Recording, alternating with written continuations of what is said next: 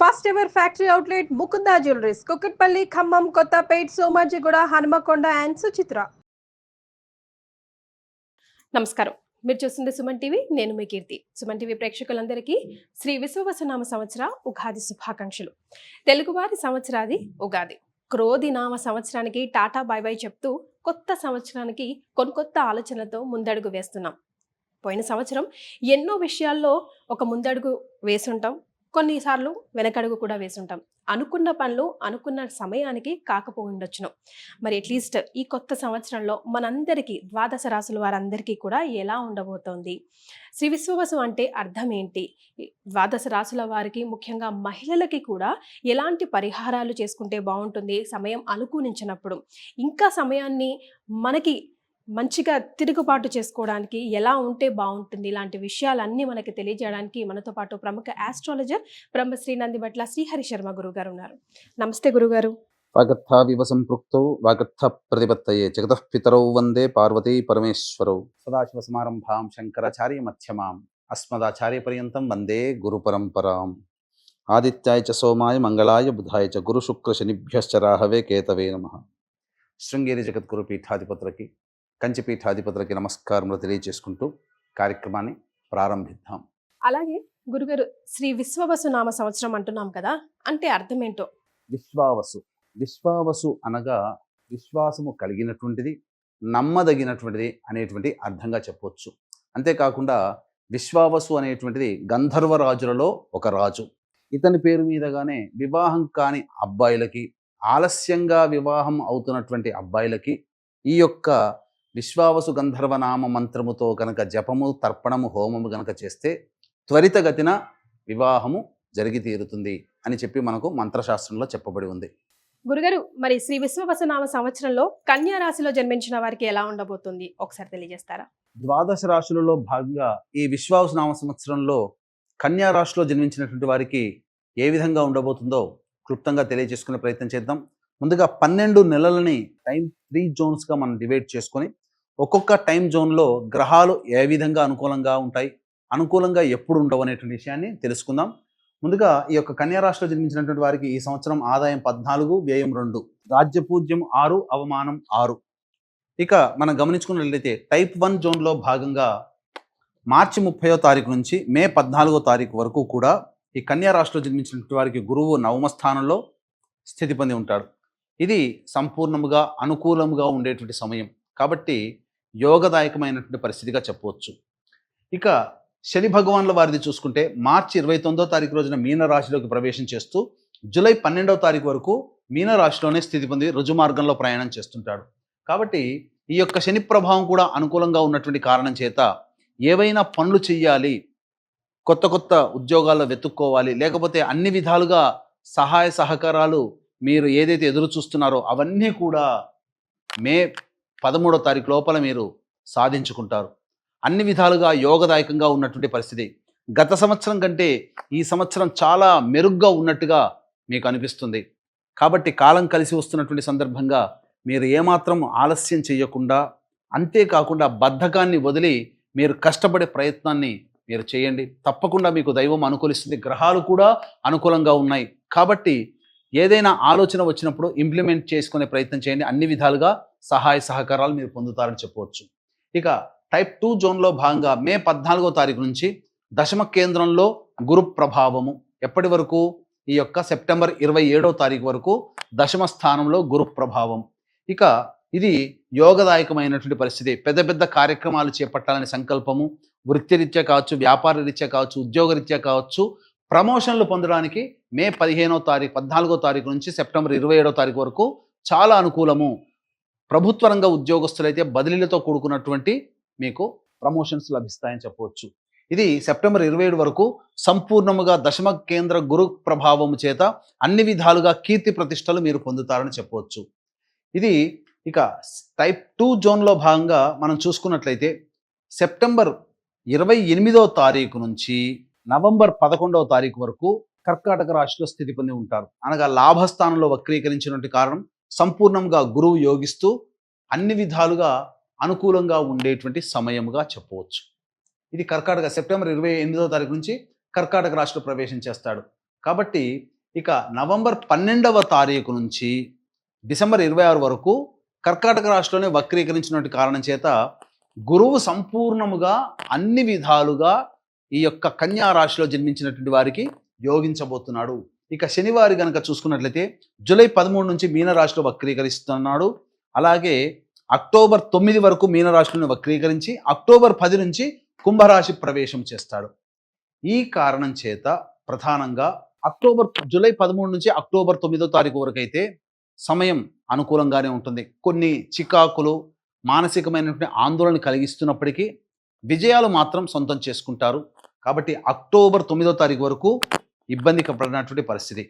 కానీ ఇక్కడే ఈ యొక్క సంబంధించినటువంటి కన్యా రాశి వారికి అక్టోబర్ 10 నుంచి కుంభరాశిలో వక్రీకరిస్తూ నవంబర్ 6వ తారీఖు వరకు ఉంటాడు. కాబట్టి కుంభరాశి ప్రభావము మరియు ఈ సంబంధించినటువంటి పంచమ రాశి ప్రభావాన్ని కూడా ఈ సంబంధించినటువంటి వారు పొందుతారు. కాబట్టి ఇది కాస్త గడ్డు కాలము, అనుకున్నటువంటి పనులన్నీ కూడాను సరిగ్గా చేసుకోలేకపోతారు. కాబట్టి జాగ్రత్తలు పడాల్సినటువంటి పరిస్థితి అని చెప్పవచ్చు. ఇక నవంబర్ 26వ తారీఖు వరకు కూడా అక్టోబర్ 10 నుంచి నవంబర్ 26వ తారీఖు వరకు కుంభరాశిలోనే స్థితి పొంది ఉంటాడు. ఇది మాత్రము సంపూర్ణముగా యోగ కాలము. ఇటు గురువు అనుకూలిస్తున్నాడు. మళ్ళీ అక్టోబర్ 10వ తారీఖు నుంచి నవంబర్ 26వ తారీఖు వరకు కూడా శని కుంభరాశిలో రుజు మార్గంలో ప్రయాణం చేస్తూ గత 2.5 సంవత్సరాల్లో ఏ విధంగానైతే యోగాన్ని కలగచిస్తున్నాడో అదే యోగాన్ని అద్భుతంగా అక్టోబర్ 10 నుంచి నవంబర్ 26 వరకు అమూల్యమైనటువంటి సమయంగా చెప్పవచ్చు. ఇక నవంబర్ 26 నుంచి జనవరి 9th వరకు కూడా మీనరాశిలో ప్రవేశం చేస్తాడు. ఇది ప్రధానంగా గమనించాల్సినటువంటి. కాబట్టి ఈ టైప్ 3 జోన్లో భాగంగా డిసెంబర్ 27 నుంచి మిథున రాశిలో వక్రీకరించి ప్రయాణం చేస్తూ డిసెంబర్ 27 నుంచి మార్చి 14 వరకు మిథున రాశిలోనే స్థితి పొంది ఉంటాడు. కాబట్టి సంపూర్ణముగా కన్యా రాశిలో జన్మించినటువంటి వారికి గురువు యోగించబోతున్నాడు. కొంతకాలం మాత్రం శని యోగించబోతున్నాడు. ఎప్పటి నుంచి శని యోగిస్తాడు? ప్రధానంగా జూలై 13 నుంచి మొత్తం జనవరి 9 వరకు, జూలై 13 నుంచి జనవరి 9, వచ్చే సంవత్సరం జనవరి 9 వరకు ఈ యొక్క శని భగవానుల వారు యోగించబోతున్నారు. ఇది మీరు గమనించాల్సినటువంటి అంశంగా చెప్పవచ్చు. కాబట్టి ఏమైనా కానీ అన్ని విధాలుగా యోగించేటువంటి సమయం కాబట్టి మీరు లెక్కలో తీసుకుంటే ఇటు శని భగవానుడు ఇటు రాహుకేతులు కూడా యోగించేటువంటి పరిస్థితిలో ఉన్నారు. మీకు ప్రధానమైనటువంటి కారక గ్రహాలు యోగిస్తూ ఉన్నాయి. కావున ఏతావాత చెప్పొచ్చేది ఏమిటంటే జూలై 13వ తారీఖు నుంచి వచ్చే సంవత్సరం 9 వరకు సంపూర్ణముగా అనుకూలంగా ఉండేటువంటి సమయం. గురువు ప్రభావము, శని ప్రభావము, రాహు ప్రభావము, కేతుగ్రహ ప్రభావం అన్ని విధాలుగా యోగిస్తాయి. కాబట్టి మంచిగా మీరు ఏదైనా ఆలోచన అనుకున్నప్పుడు చేసే ప్రయత్నం చేయండి, తప్పకుండా యోగిస్తుంది. ఇక ఈ యొక్క సింహరాశిలో జన్మించినటువంటి విద్యార్థులకి గురుబలం సంపూర్ణంగా ఉండడం వల్ల అనుకున్నటువంటి ప్రవేశ పరీక్షల్లో ఉత్తీర్ణత శాతాన్ని పొందుతారు. అనుకున్నటువంటి విద్యా సంస్థల్లో ప్రవేశం లభిస్తుంది. అలాగే ఈ యొక్క కన్యా రాశిలో జన్మించినటువంటి రాజకీయ నాయకులకి జూలై తర్వాత నుంచి అద్భుతంగా యోగకాలం స్టార్ట్ అవుతుంది. వాళ్ళు ఏదైనా కానీ ఆ పదవి ఆశించితే ఖచ్చితంగా పదవి కానీ లేకపోతే ప్రజాదరణ పొందేటువంటి అవకాశం కూడా గోచరం అవుతుందని చెప్పవచ్చు. ఈ యొక్క కన్యా రాశిలో జన్మించినటువంటి సినీ రంగ కళారంగంలో ఉన్నటువంటి వాళ్ళకందరికీ కూడాను అవకాశాలు అంతంత మాత్రముగానే ఉంటాయి. ఆశించిన మేర ఫలితాలు పొందలేకపోతారు. సమస్యలు ఎక్కువగా వస్తుంటాయి. పేరు ప్రతిష్టలకి ఇబ్బందికరంగా ఉంటుంది. ధనము కూడా తక్కువగానే ఆదాయం ఉంటుంది. అంతేకాకుండా అవకాశాలన్నీ మీకు వచ్చినట్టే వచ్చి వెనక్కి వెళ్ళిపోయే అవకాశాలు గోచరమవుతున్నాయి. కాబట్టి సినీ కళారంగాల పరిశ్రమలో ఉన్నటువంటి వాళ్ళు మాత్రం జాగ్రత్తలు పాటించాల్సినటువంటి పరిస్థితి.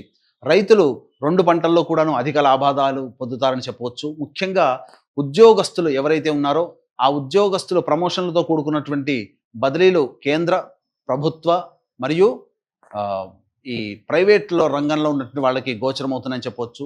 అన్ని రంగంలో ప్రధానంగా సిమెంట్, ఇసుక, మైనింగ్, అలాగే ఇటుక మరియు ఆటోమోటివ్, ఎడిబుల్ రంగంలో ఉన్నటువంటి వాళ్ళు అందరూ కూడా యోగిస్తే అన్ని రంగాల్లో ఉన్నటువంటి వాళ్ళకి. అంతేకాకుండా ఈ సంబంధించినటువంటి ఫుడ్కి సంబంధించినటువంటి ఎడ్యుకేషనల్ ఇన్స్టిట్యూషన్ సంబంధించి జ్యువెలరీ రంగంలో ఉన్నటువంటి వాళ్ళకి అందరికీ కూడాను యోగదాయకంగా ఉంటుందని చెప్పవచ్చు.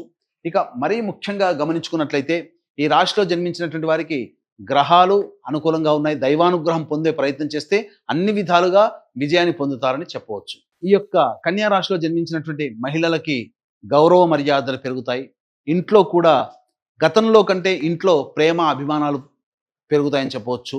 విడిపోయినటువంటి దంపతులు కానీ భాగస్వాములు కానీ మళ్ళీ కలుసుకునే అవకాశాలు ఈ కన్యా రాశిలో జన్మించినటువంటి వారికి గోచరమవుతున్నాయి. అన్నిటికంటే ప్రధానంగా వివాహం కావాల్సినటువంటి అమ్మాయిలకి ఖచ్చితంగా వివాహ సంబంధాలు, కోరుకున్నటువంటి వ్యక్తితో వివాహ సంబంధాలు జరిగే అవకాశాలు ఎక్కువగా ఉన్నాయని చెప్పవచ్చు. అన్నిటికంటే ముఖ్యంగా ఆభరణాల కొనుగోలు, స్థిరాస్తుల కొనుగోలు, వాహన కొనుగోలు, అలాగే మీ పేరిట ఏవైనా కానీ స్థిరాస్తులు వచ్చే అవకాశము గోచరమవుతున్నాయి.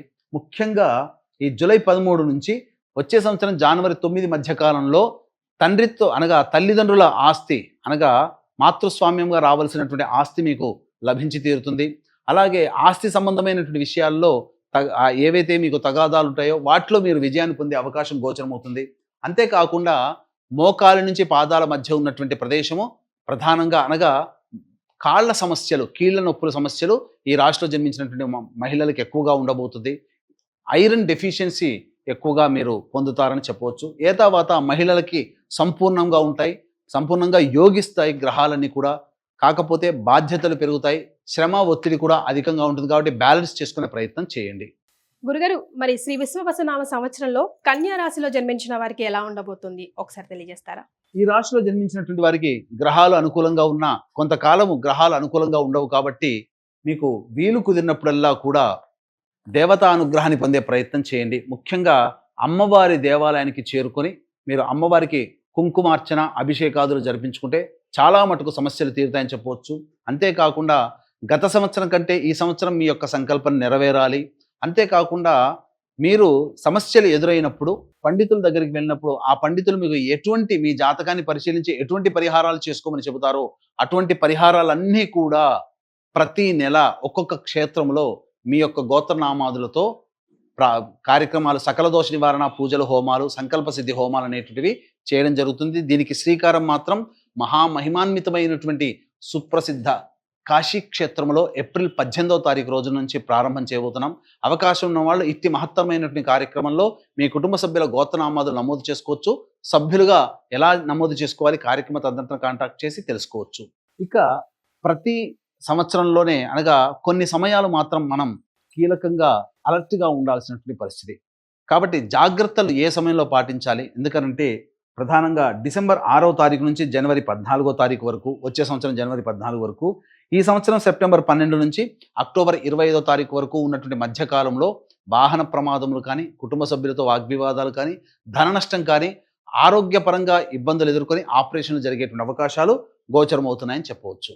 రైట్ గురుగారు, మరి కన్యా రాశిలో జన్మించిన వారు కొత్తగా ఉద్యోగంలో చేరాలన్నా, లేకపోతే కొత్త వ్యాపారం స్టార్ట్ చేయాలన్నా, లేదంటే న్యూగా ఏదైనా స్టార్ట్ చేయాలి ఉద్యోగం వ్యాపారం విషయంలో అంటే ఏ సమయం అనుకూలంగా ఉంటుందంటారు ఈ సంవత్సరం? ఇక కన్యా రాశిలో జన్మించినటువంటి వాళ్ళు నిరుద్యోగస్తులు ఉద్యోగం కోసం ఎప్పుడు ప్రారంభం చేసుకోవాలి, ఏ సమయంలో, అలాగే ఉన్న ఉద్యోగంలో ఉన్నటువంటి వాళ్ళు వేరే సంస్థల్లో ఉద్యోగం కోసం ఎప్పుడు ప్రయత్నం చేయాలి, ఆల్రెడీ వృత్తి వ్యాపారంలో ఉన్నటువంటి వాళ్ళు వ్యాపార విస్తరణ కానీ లేదా నూతన వ్యాపారం ప్రారంభించాలంటే ఏ సమయం అనుకూలంగా ఉంటుందో తెలుసుకుందాం. ఈ సంవత్సరం నవంబర్ 16వ తారీఖు నుంచి వచ్చే డిసెంబర్ 15వ తారీఖు వరకు, వచ్చే సంవత్సరం ఫిబ్రవరి 13 నుంచి మార్చి 13వ తారీఖు వరకు, ఈ సంవత్సరం జూన్ 15వ తారీఖు నుంచి ఆగస్టు 16వ తారీఖు వరకు ఉన్నటువంటి సమయం సంపూర్ణంగా అనుకూలంగా ఉండేటువంటి సమయం. కావున ఈ చెప్పినటువంటి సమయంలో ఉద్యోగ ప్రయత్నం, వ్యాపార ప్రయత్నం చేసుకోండి, అన్ని విధాలుగా కలిసి వస్తుందని చెప్పవచ్చు. ఇక ఈ యొక్క సంబంధించినటువంటి కన్యా రాశిలో జన్మించినటువంటి వారికి మీ యొక్క సంకల్పం మీ సంవత్సరంలో నెరవేరాలి, మీ జాతకరీత్యా ఉన్నటువంటి సమస్యలు తొలగాలి అని అంటే ఏప్రిల్ 18వ తారీఖు రోజున మహామహిమాన్వితమైనటువంటి కాశీ క్షేత్రంలో కార్యక్రమం చుట్టబోతున్నాం. ప్రతి నెల ఒక్కొక్క క్షేత్రంలో మీరు మీ కుటుంబ సభ్యుల గోత్రనామాలతో కార్యక్రమాలు నిర్వహించడం జరుగుతుంది. అవకాశం ఉన్న వాళ్ళు ఈ కార్యక్రమంలో సభ్యులుగా నమోదు చేసుకోవచ్చు. కార్యక్రమ తదనంతరం కాంటాక్ట్ చేసి పూర్తి వివరాలు తెలుసుకోవచ్చు. చాలా సంతోషం గురుగారు, ధన్యవాదాలు. సర్వం శ్రీ ఉమామహేశ్వర పరబ్రహ్మార్పణమస్తు.